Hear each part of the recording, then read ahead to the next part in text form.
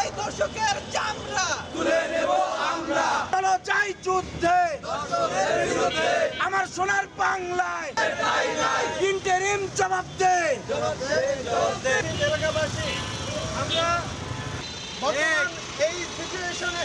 মোহাম্মদপুর ছাত্র নাগরিক ঐক্য কর্তৃক আজকের আমাদের মানববন্ধন, এটার বিষয় হচ্ছে মাগুরায় শিশু ধর্ষক হিটু শেখ ও সজীব শেখ সহ দেশব্যাপী নারীর উপর সংঘটিত ধর্ষণ ও সহিংসতামূলক ঘটনায় জড়িত সকল ব্যক্তির দ্রুত বিচার ও দৃষ্টান্তমূলক শাস্তির দাবিতে আমরা গত কয়েকদিন ধরে গভীর উদ্বেগের সাথে দেখতে পাচ্ছি যে পুরা বাংলাদেশে নারীদের উপর এক ভয়াবহ নিপীড়নের কালচার তৈরি হচ্ছে। যেন এইরকম ভয়াবহ নিপীড়ন ধর্ষণের একটা হিস্ট্রি আমরা এই রিসেন্ট অনেক দিন পাই নাই, এবং এই পরিমাণ বাজে অবস্থা এখানে বাসার ছোট ছোট বাচ্চাদের, নারীদের কোনো ধরনের নিরাপত্তা কি আমরা দিতে পারবো কিনা সেটা নিয়ে আমরা যথেষ্ট আশঙ্কার ভিতর আছি। এবং আপনারা জানেন যে কোনো দেশ বা রাষ্ট্র বা জাতির নারীরা যদি সেফ না হয় তাদের কোনো কিছু সেফ না। নারীদেরকে যে জাতি ইজ্জত এবং সম্মান ও নিরাপত্তা দিতে পারে না তাদের সব জায়গায় ব্যর্থতা আসবেই।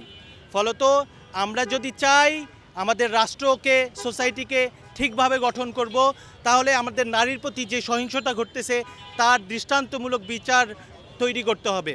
এটাই যেমন রাষ্ট্রের দায় আছে, একই সাথে আমরা যে সোসাইটিতে বাস করি এবং যে ধর্মীয় জায়গা থেকে বিলং করি সেই জায়গা থেকে সেই এডুকেশন এবং মোরাল যে সিস্টেম এটাকে আরও শক্তিশালীভাবে তৈরি করতে হবে।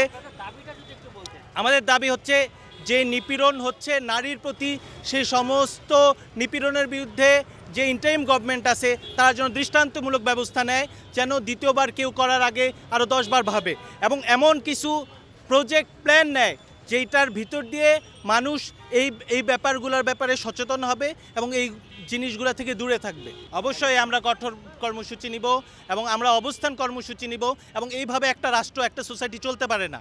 নারীর উপর এইভাবে এই পীড়নের ভিতর দিয়ে কোনো রাষ্ট্র, সোসাইটি চলতে পারে না বলেই আমরা বিশ্বাস করি। প্রত্যেকটি নিপীড়নের ঘটনা, নির্যাতনের ঘটনায় দৃষ্টান্তমূলক শাস্তি এবং যেটা করতে হবে সাথে সাথে আপনি এইটার রাজনৈতিক পরিচয় কি, অমুক ও কে একে আপনার মাঠে নামিয়েছে, কার এটার পিছনে দূরভিসন্ধি আছে, এইগুলো না খুঁজে যে অপরাধী সে যেই দলেরই হোক তাকে আপনি আগে গ্রেপ্তার করবেন, তার বিচার আপনি করবেন। এটাই হচ্ছে আমার প্রথম দাবি। আমরা গত কয়েকদিন ধরে নারী নির্যাতন, নিপীড়নের যে ঘটনাগুলো দেখছি ধারাবাহিকভাবে, তখন মনে হচ্ছে যে আমি বাসায় বসে থাকার জন্য না, আমাকে আসতে হবে, আমাকে কেউ ডাকবে সেই অপেক্ষার বিষয় না।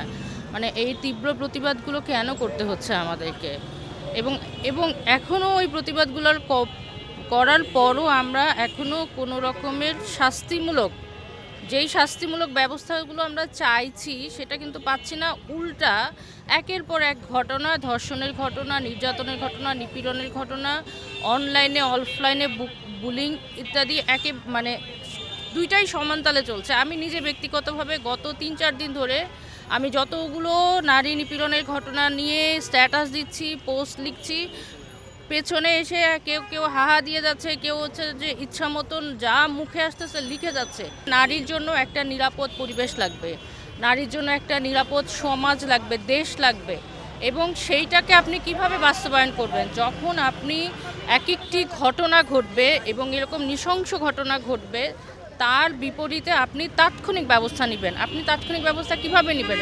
আপনি সেই অপরাধী ব্যক্তিকে গ্রেপ্তার করবেন, তাকে আইনের আওতায় নেবেন, এবং আমরা এই পর্যন্ত রেপের যে ঘটনাগুলো দেখি বিগত সময়ের, একটি রেপের ঘটনা শেষ হতে 12, 13, 15 বছর লাগে।